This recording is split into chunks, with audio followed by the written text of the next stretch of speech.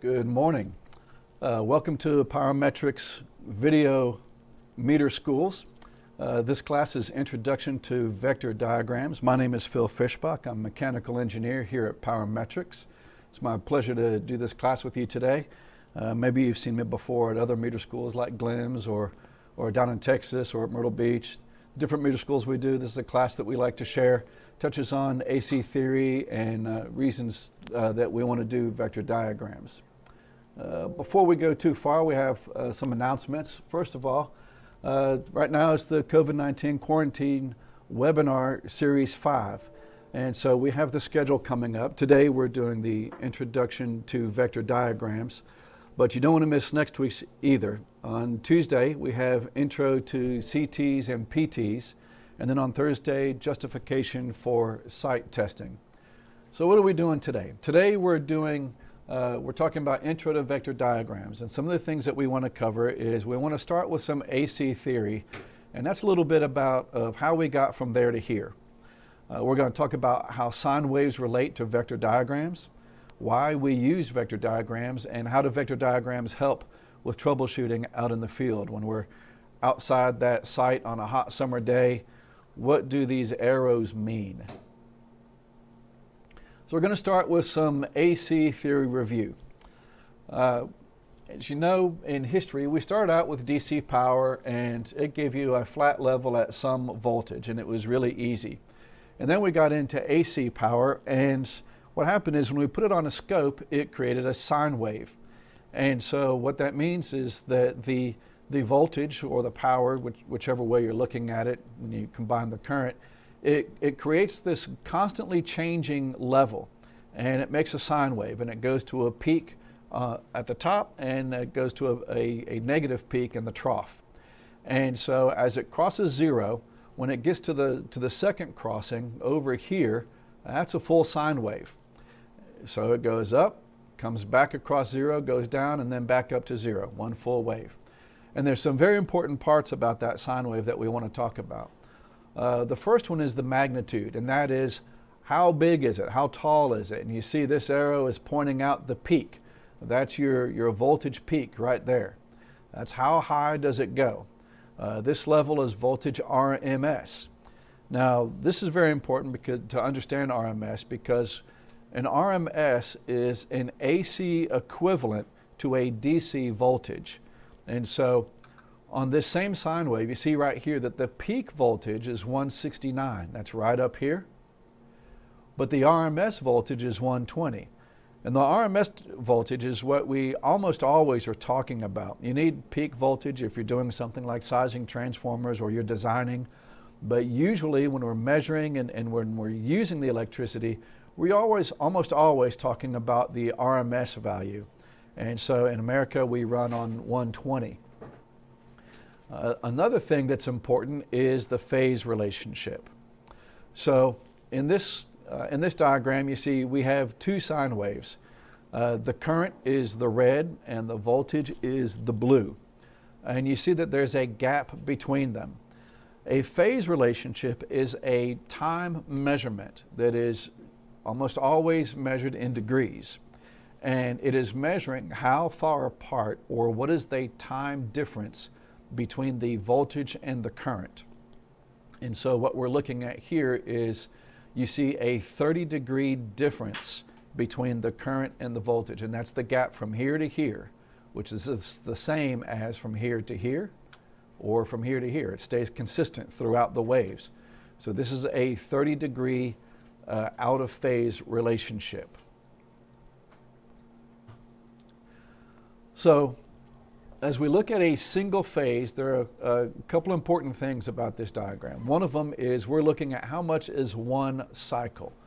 It starts at zero, it hits its peak, it crosses zero, goes to the negative peak or the trough, and then arrives back at zero. That's one full cycle. But notice also that we call this voltage AN. That does not mean van like your minivan that you put your kids in to go to McDonald's. It means voltage A as it relates to neutral. And that's very important because there are times that we need to be clear about our reference point. So we don't just say VA or VB, we may say VAN or VBN, as we're about to see. So now we add a second phase. So we have voltage A as it relates to neutral. We also have voltage B also as it relates to neutral. And what we see right here at this arrow is that voltage B is lagging or behind voltage A by 120 degrees. So the phase relationship, we would say, is that B is lagging by 120 or by 120 degrees. Now we add the third phase. Again, it's lagging. Voltage B is lagging by 120 and voltage C is lagging by 240. So since A is the first voltage, voltage A right here in the red, our voltage reference, that is the value of the voltage, for instance, in this one it's a value of 1, is related to neutral. But when we're talking about the phase relationship, we would say that voltage C is lagging voltage A by 240 degrees. You can, if you, for some reason, if you're interested, you could say that voltage C is lagging voltage B by 120, but you also need to know that voltage B is lagging voltage A by 120. So that's why you would say, instead of going back to voltage B, you would say voltage C is lagging voltage A by 240 degrees. And so you see three-phase power, voltage A, voltage B, and voltage C. So these three voltage vectors are all separated by 120 degrees each, and the peak voltages are essentially equal.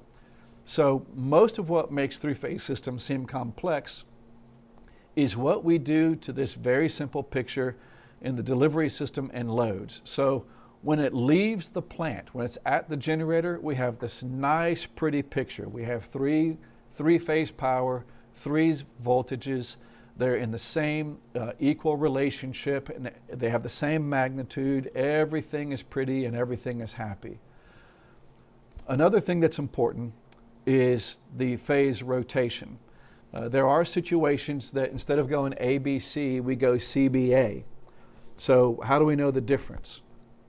Well, when we're looking at phase relationships, this looks like, if I pick this point right here, it goes red, yellow, blue, just like it did before. The problem is, how do we choose if it's leading or lagging? Which one comes first? The important part is you want to look at the leading or the rising edge for each voltage.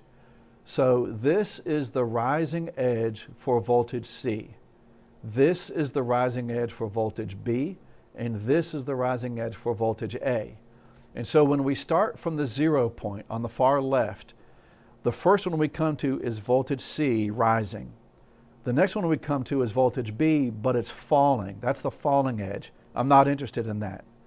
Now I go to the next rising edge is voltage B. So what that tells me is my rotation is going C, B, A. So that's what this slide. The previous slide, this one goes A, B, C. So I have ABC rotation, which is most common. But there are certain motors that take CBA rotation, and it's important to know which one you're dealing with. And as we get further into the presentation, you'll notice that the Powermetrix equipment, when you get plugged in, it'll tell you that it sees CBA or ABC rotation. So what happens is when we have three-phase, we have this nice pretty sine wave. Everything is distributed equally from the generator, from the station. But when it gets to the site, how we use the power, that's what changes everything up. The way we meter it, the way we want to use it. So what about vectors or phasors? Why do we make this switch? Well, phasors are a different graphical means of representing the amplitude and the phase relationships of voltages. It's another way to represent what you see with a sine wave. So what we're saying is this phasor with this arrow at 0 degrees is representing this sine wave. The magnitude of the arrow is this distance from the center out to the tip of the arrow. That's my magnitude. And that is to be equivalent to this magnitude right here, where this sine wave goes up to an amplitude of 1. The direction of the arrow, laid out here on 0, is showing me this 0 point right here. So this arrow, or vector, or phasor, is a representation of this sine wave. Now there's a way to remember this. If you have kids like I do, you might remember this guy. Years ago, there's this movie, Despicable Me, and this guy was the villain, and his name was Vector. And you may remember the scene when he introduces himself and he says, "The name is Vector. I'm committing crimes with both direction and magnitude." And if you've seen this movie and you have kids right now, in your head you're going, "Oh yeah," just like he did. Now here's why I go over this and why it's so important. If you can remember this guy Vector, you will never ever forget that a vector has the two most critical parts: direction and magnitude. And that's what vectors do for us. That's what we want to know. Oh yeah. Okay, so three-phase power. Let's get back to this. So we have sine waves and we have vectors or phasors, and I prefer the term vector myself. As stated in the Handbook of Electricity Metering, by common consent, counterclockwise phase rotation has been chosen for general use in phasor diagrams. So what does that mean? Well, we talked about with the sine waves, as I start from 0 and I look at the leading edge, I can tell if I have ABC or CBA rotation. And so I would start right here and start making my way to the right. And I would come to A first and I would come to B second. So since I don't have a C, I would call this AB. But what we want to do on this vector diagram is the counterclockwise part right here. What that means is this. I want to hold my 0 steady. Pretend like I have some kind of lock and I can hold that 0 right there. And then I'm going to twist these two vectors in the counterclockwise direction. I'm going to go this way like this. If I did that, the red is already on the 0, but let's say it was right down here for a second. As I twist it, the red would cross the 0 first, or phase A. Then phase B, or yellow, would come around and cross the 0. So that would mean that A is leading, or you could say that B is lagging, which would be more common. This is a lagging relationship. And so that's what that means. If I turn my vectors in the counterclockwise phase rotation, that tells me the direction of my ABC or my CBA. So now I add phase C. On this diagram, it goes, here's my rising edge, A, here's my rising edge, B, here's my rising edge, C, or my leading edge is rising C. So I have A, B, C. Over here, if I twist my arrows going this way, like that, A will cross 0 first, then B will cross 0, then C will cross 0. So this vector diagram is showing an ABC order, an ABC phase rotation. Notice again that these are equally spaced at 120 degrees each, in the same way that these are spaced 120 degrees each. So now we come to a little bit more theory about resistive loads and so forth.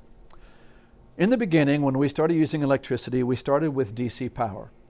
And for argument's sake, we only had resistive loads. And so it was really easy. V equals IR. And that's all you had to do. All you had to do was multiply or divide, and that was it.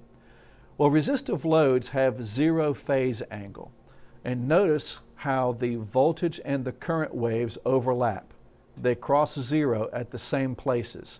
Their peak is at the same point. I mean, they have different peaks, but it's at the same angle right here. So that's a, what is that, 60 degrees? I can't tell. Not 90? 90 degrees.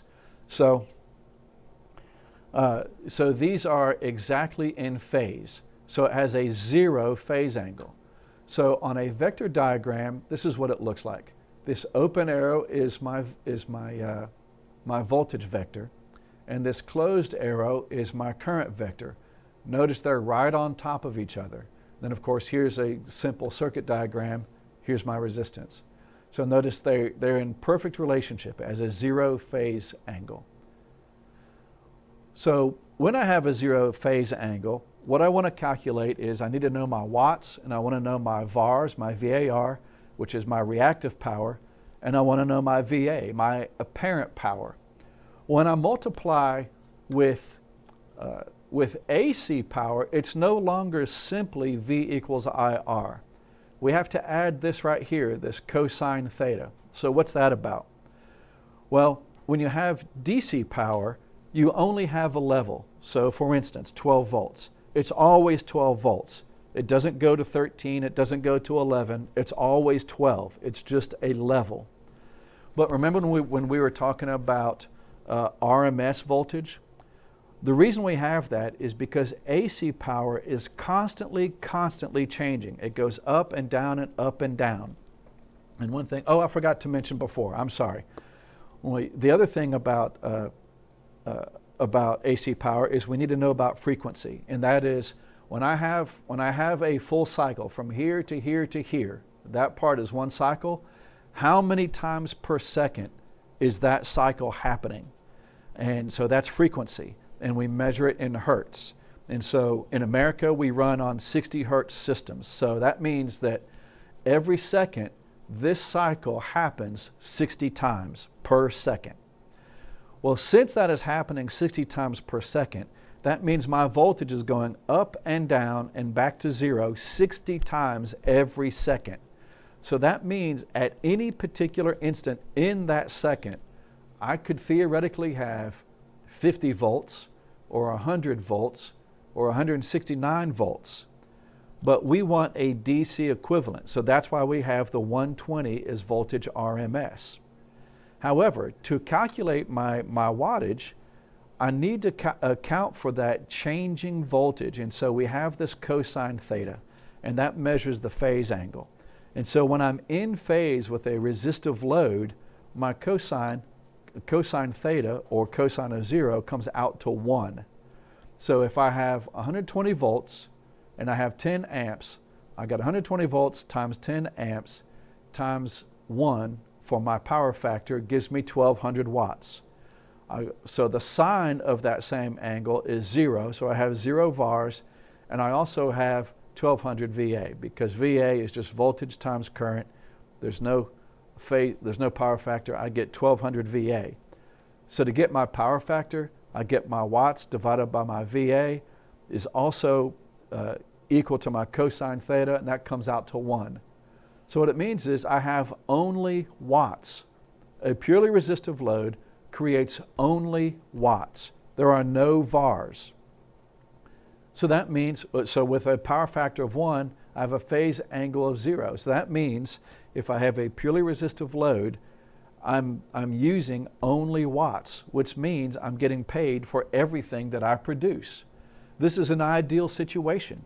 This is what we're always trying to produce, is a purely resistive load. However, as time went on, I got one more thing to discuss. With a resistive load, go back to math, remember one thing: positive times positive is positive, positive times negative is negative, and negative times negative is positive, right? So if I take my voltage and my current, the red and the blue, and I multiply them to get my wattage, which is right up here, and I account for my cosine up here, and I multiply them, I get a positive times a positive is a positive. So the green is my watts. Down here I get a negative times a negative is a positive. So notice that with a resistive load, I have only positive wattage. Okay? So that means the only watts are being consumed. So the power will always be delivered as positive, and the meter meters everything that we produce. Now, however, as time went on, we found that we not only have resistive loads, but we also have problems with inductance and capacitance. When I have an inductive load, a purely inductive load has a plus 90-degree phase angle. What that produces is vectors that are lagging. So the current lags the voltage. And so let's look at that. Here's the sine wave. Here's my voltage, the blue wave. And as you look at the rising edge, I see that my current is 90 degrees behind the voltage. So the current is lagging. What's that look like on a vector diagram? Here's my voltage on 0 degrees. But as you look and turn counterclockwise, you see that my current is at 90 degrees to the south. So it's lagging the voltage. So what does that do when you do the math? Well, it turns out that the cosine of 90 degrees equals 0. So I come out to 0 watts on active power. But the sine of 90 degrees is positive 1. So instead of getting 1200 watts, I get 1200 VARs. So when I come out here to figure out my power factor, I get my watts divided by my VA, which is 0 divided by 1200. That comes out to 0. So what does that do for watts that I'm measuring? Well, a purely inductive load creates only VARs, but no watts. So I have a power factor of 0, my phase angle of 90 degrees lagging. So what does that mean for an inductive load like one of these motors? What it means is this. On the other side of that meter, this motor is still running. Everything in the plant is running. The lights are on, the computers are on, but in particular, this inductive load is running. It's running with a 90-degree lagging phase angle. What does that do for my watts? Now look at my watts. Positive times negative equals negative. So I have positive watts and I have negative watts. And when I add all these positives and all these negatives, guess what it comes out to? It comes out to 0 watts. So the reactive load is 100%. Now we also have a capacitive load. A capacitive load is the opposite of an inductive load. A purely capacitive load has a negative 90-degree phase angle. The counterclockwise vectors are leading as the current leads the voltage. So now look at this. I have my voltage on 0, and look at my current. My current is at a positive 90.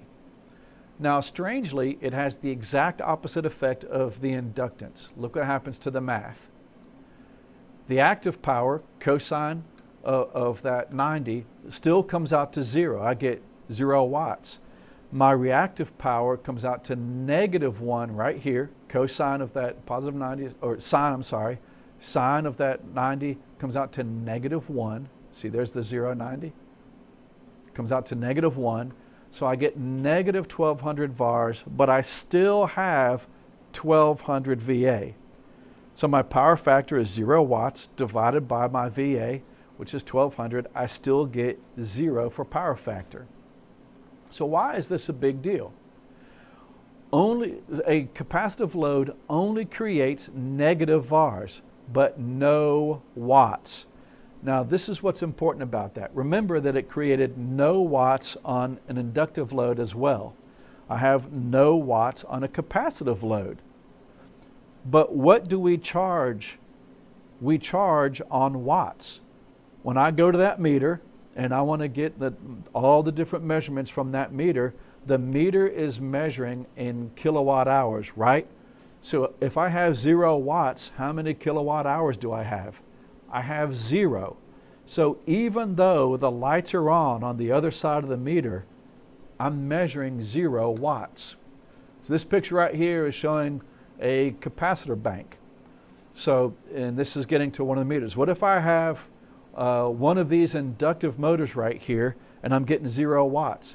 Well, if that inductive load is too big, then I might add a capacitor bank like this to try to bring it back into a resistive load so that I get the right reading in wattage. So this is what the capacitive load sine waves look like. Again, a positive times a negative is a negative. There's my negative wattage. But up here I got negative times negative is a positive. If I add up all this positive watts and all these negative watts, how many watts do I get? I get 0 watts. So then when I charge and I'm billing on watts, what does the bill say? It says $0.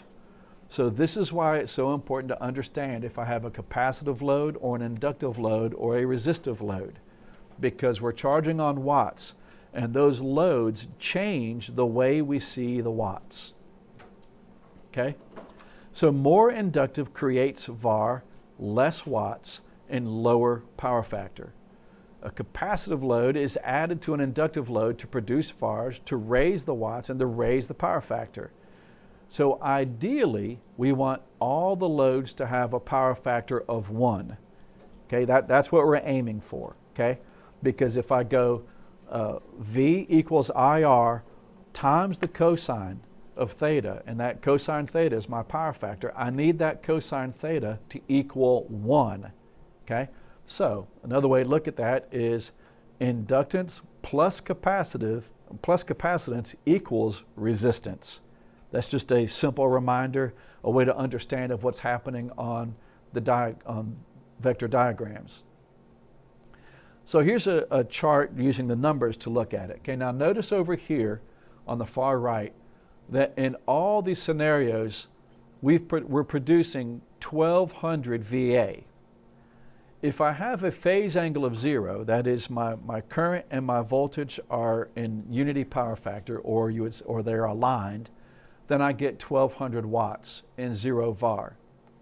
But if I'm producing 1200 VA and I have a power factor or a phase angle of 30, my power factor is 0.866. But look what that does to my watts. Instead of 1200 watts, I have 1039 watts. Look, my VARs went from 0 all the way up to 600. So even though I'm still producing 1200 VA, I'm only charging for 1039 watts. And the reason is because of that power factor. Look at this one. If I have a phase angle of 60, that is, if I look at those vectors, and we're going to look at some of them in a few minutes here. If I have a phase angle of 60 degrees, my power factor goes all the way down to 0.5. So now, even though I still have 1200 VA, I only have 600 watts. I'm only charging for half of what it could be. So this is why we're so interested in those vector diagrams. We want that power factor to get closer to 1. The watt value gets closer to the VA value, and this means more real power is being consumed. It also means that we have a better understanding of what's happening at the meter site, and we're able to have a true value for billing. So this shows a vector diagram on some of our Powermetrix equipment that you might see for a 3-phase 4-wire Y service. Notice that we have a unity power factor. So what does that mean? It means that notice that on all 3 phases, okay, my current, the closed arrow, is aligned with the voltage, the open arrow. So here's phase A, here's phase B, and here's phase C. All the phases are 120 degrees apart, all 3 current phasors, all 3 voltage phasors, and they're aligned with each other, so I have a power factor of 1. Here's another nice thing to notice is that looks right down here at the bottom of this chart, that ROT right there means for what is my rotation. And this is showing that I have an ABC rotation. That is, if I hold 0 right here and I turn counterclockwise, I'll come to phase A, then phase B, then phase C. ABC rotation. Now let's look at this. This is a 2-phase 3-wire Y service. Notice the first one was a 3-phase 4-wire Y. This is a 2-phase 3-wire Y, or a network connection. Sometimes this is used because you can get 2 different voltages from that single service. The 2 voltage service with their returns are connected to a common point, but it provides a 208 service rather than 240 on what we call the high side. So if I measure A to neutral, I'll get 120 volts. If I measure B to neutral, I get 120. But if I go phase to phase, I get 208. So this is a common network connection that you would see. But look what happens to the vector diagram when you do that. here is my current, my voltage A as it relates to neutral, okay, VAN, and my current A, they're aligned. And I look at voltage B, it's at 120, and my current B aligned with it, so it has a unity power factor, but there is no voltage C, right? So that's how the network is set up. We're only using A and B. So I get a little bit different of a vector diagram this way, but I can see that they are in the right relationship. Now here's another common one, a three-phase, three-wire delta service. Common service type for industrial customer. Notice that this service is missing something. I have A, I have B, I have C for my source. Same thing on the load, A, B, and C, and I have three currents. But what don't I have? I do not have a neutral. So this kind of service gives us some unique abilities. All the voltages are normally measured relative to phase B. The voltage and current vectors do not align. And so one of the reasons that this is used is it gives us this particular advantage. If one of the phases is grounded, see right here, it still provides service from the other two phases.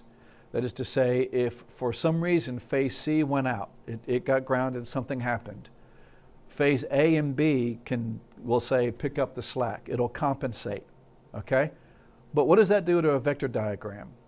Now look, even though I have three phases, it's only showing me two phases, okay? So I have voltage A as it relates to B. Remember how we talked about VAN, voltage VAN, VBN, VCN? Well, we changed it. Now I'm going VAB. I still have current A, but my voltage relates to B. Same thing with C, it relates to B. I still have current C. So let's explain it like this. This is why I can only see two sets of vectors instead of three. I'm sharing this class with you today from Knoxville, Tennessee. But let's suppose for a minute that I'm telling my friends back in Horry County at Horry Electric, or maybe down there at Santee. There's a shout out to Horry and Santee. And I say, and they're asking me, hey, we need to come to your offices. How do you get there? I say, man, it's easy. All you got to do is pick up the highway to Florence. From Florence, you take the interstate into Columbia. Then you take 26 up to Asheville. Then you get on I-40 west to Knoxville. You just stay on I-40 west, don't make any turns. Then you take the Lovell Road exit and you'll come right to our office. It's a beautiful thing. And so I give them the reference of how to get to Knoxville, and the reference point being Horry County, South Carolina, or maybe down there in Charleston, South Carolina. But then what happens is I was at the Arkansas Meter School, and I'm talking to some of my friends out there in Kansas. And they're using some different meters because they got oil wells out there in Kansas, and they got something else going on, and they say, hey, we need to come to the office. How do we get to Knoxville from where we are? I said, oh man, that's easy. All you got to do is take the highway to Florence, and then you follow that into Columbia. Maybe they think Columbia, Missouri instead of Columbia, South Carolina. And then I say, then all you got to do is get on from there. You just get on I-40 west, and you'll be there in no time. Don't make any more turns. Well, if you're in Kansas and you get on I-40 west, you're going to wind up in California. So what's the difference? The difference is I changed my reference point, right? That's what's happening in these vector diagrams. It's not giving me bad information. It's giving me the correct information. The difference is I changed my reference point. Instead of measuring A and C from neutral, I'm measuring as it relates to leg B or voltage B. And so what happens is I get for resistive load, one current leads by 30 degrees and the other one lags by 30 degrees. So right here we see this one is lagging. I start at 0 and I come around to that current, so it's lagging. But as I keep on going, I get to the current for C before I get to the voltage. So on phase C, I get a leading relationship. On phase A, I get a lagging relationship. So even though this looks kind of funny, it is actually correct. So for a three-phase, three-wire delta service, here's what happens. Look at the voltage. On the source side, I get VBC, VAB, and VCA. And so it makes a nice little triangle. You might say it's, you would even say it's circular. It just goes right around from A to C to B. Everything is beautiful. But when you get over here on the load side, B is my reference, and so it only gives me two vectors. Now look at the current. Here's my current A. Here's my current B. I mean my current C. I'm sorry, my current C. So go back and look at the vectors. Current C, current A. See right there? And right there? And so that's what happens on those three-wire deltas. And the reason is because I've removed the neutral and I'm using B as my reference point. Okay, so a three-phase, three-wire delta service, get two voltage phasors 60 degrees apart, two current phasors, one is leading and one is lagging. But we also have this kind, a three-phase, four-wire delta service. So what's the difference in this one? Well, compared to this delta service, you can quickly see this one does have a neutral. But where is the neutral? Look, it's not center tapped, it's between A and B. Well, this also has some really unique uses that can be utilized in a variety of ways. It's common for industrial customers. It provides a residential, like a 12240 service for lighting, and a single phase 208, and even a three-phase 240. So what are we talking about here? If we look at phase A to neutral, I get 120 volts. B is 120 also. But look at C. C goes to 208. Why is that? It's because neutral is between A and B. Instead of being equally spaced, it's between A and B, which means when you do the vector math, what happens is phase C goes to 280, goes to a 208 voltage service. But look, when you go phase to phase, I get 240 from every leg to every other leg.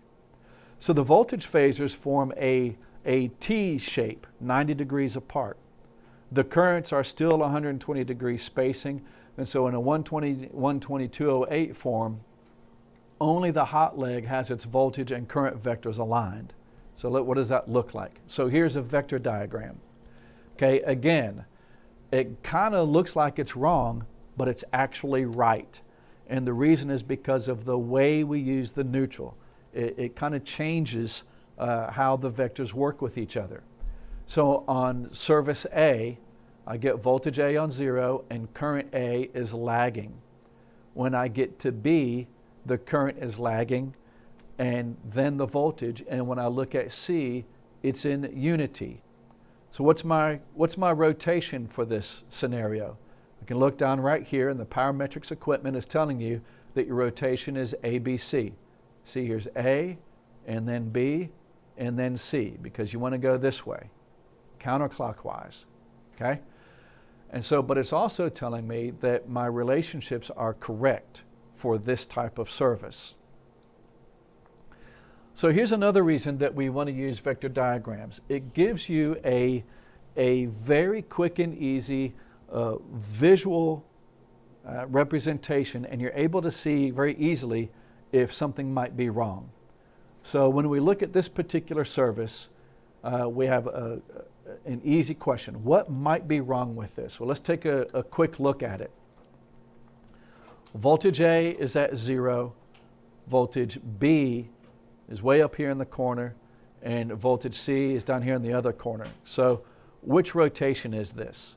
It's CBA, right? So as I go counterclockwise, I'm going to come to C first. See, I go A, C, B. That tells me it's actually C, B, and then A, right? But look at my currents. B is aligned with B is aligned with B. C is aligned with C, but look at A.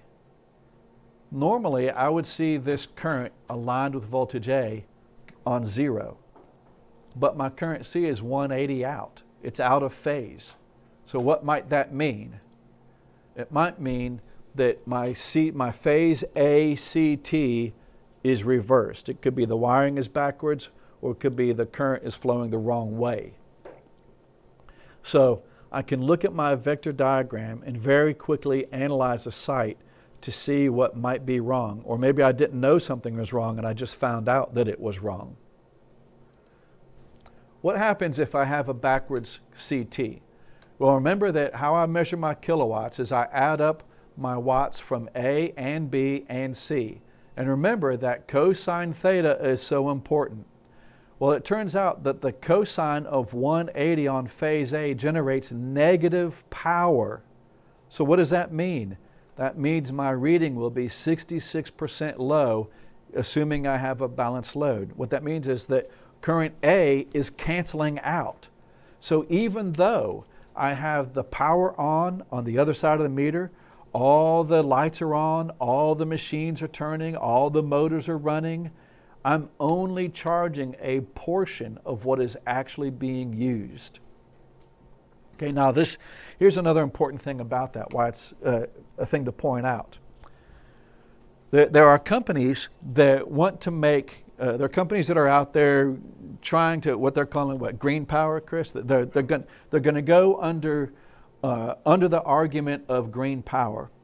And so what they want to do is, if you have an inductive load, they want to make it more inductive. Or if you have a capacitive load, they want to make it more capacitive. And this is why, okay?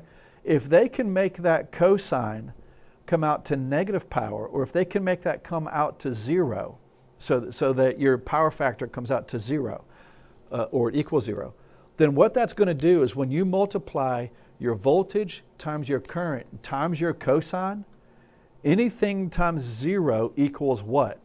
It equals zero. So if I have watts or kilowatts or megawatts times zero, how many watts does that come out to? It comes out to 0 watts. So even though the power is on, what they're calling green energy is 0 watts because of that cosine. That's why we're so interested in these vector diagrams. These vector diagrams give us a quick and easy visual representation where we're able to see very quickly that there's a phase problem, that we're not billing for all the watts that are being consumed, okay? Because it can generate negative power or 0 power. How about this one? Let's look at this vector diagram. What could be wrong with this, okay? I have voltage A, voltage B, voltage C. I have current A, current B, current C.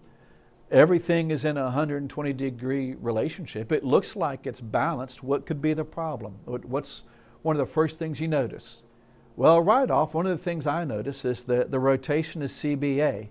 I might want to check at this particular site if it's supposed to be ABC, but it's showing me I'm getting CBA. Well, let's say it's supposed to be CBA. Okay, well, that's not what's wrong. Everything looks fine. What's another thing that might be wrong? Well, let's look at my voltage, look at the magnitude. Remember vector, direction with magnitude. Oh yeah, look at the magnitude. My current magnitudes are all different. Look how short that one is, medium that one is, and long that one is. If I look at my currents, I'm getting 2.2 on A, 3.2 on B, and 1.6 on C. Well, that's not balanced, so there's something wrong there. But what's another thing though? Look how phase C is aligned. I have voltage C and I have current C, so that's right. But look at voltage B and current A. Right there. That's not supposed to happen. What about this side? I have voltage A with current B. That's not supposed to happen. So what could that be? That could be that I have phase A and B CT swapped. So that probably is a wiring problem. Somehow or other, the CTs are delivering current in the right direction, but they're delivering it to the wrong source. So it looks like somehow or other they got swapped. So I want to check that meter can, I want to check those CTs, I want to check the wiring to see if it's going to the right place. So So this is another way that vector diagrams become so helpful. What happens if I have a swapped wire? Well, once again, my watts equal my voltage times my current times the cosine of theta on phase A and phase B and phase C. Well, the cosine of 120 on phase A and B makes negative power. This reading is going to come out to be 0 watts, assuming a balanced load. Why is that a problem? Well, 0 watts equals $0, but the customer does not know that there's 0 watts. On the other side of the meter, all the lights are on. The presses are pressing, the motors are turning, the computers are sending the emails. Everything looks normal on the other side. But when you check the meter, it says 0 watts.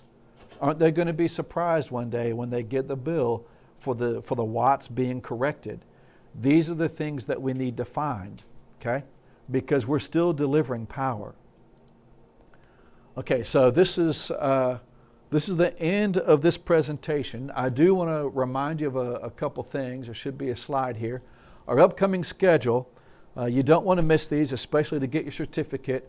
This coming Tuesday on the 26th, we'll be doing intro to current transformers and power transformers, to CTs and PTs. And then Thursday, justification for site testing. And that sort of is a bit of a conglomeration of all the things we've been learning. We're looking at AC power, we're looking at vector diagrams, we're looking at CTs and PTs. And when you add all this up, you see why do we do all this site testing in the first place. So you don't want to miss that. So that's coming up on Tuesday and Thursday. And Chris, is there anything else? Is that it? Anything else I want to announce? Make sure to tell the guys to stick around for the next 2 sessions to get their certificate of completion. Okay, so you want to make sure if you already seen the first one this past Tuesday, and here you are already today, you don't want to miss these next 2, Tuesday and Thursday, to get your certificate of completion. I want to thank you for attending today's session and for listening to me.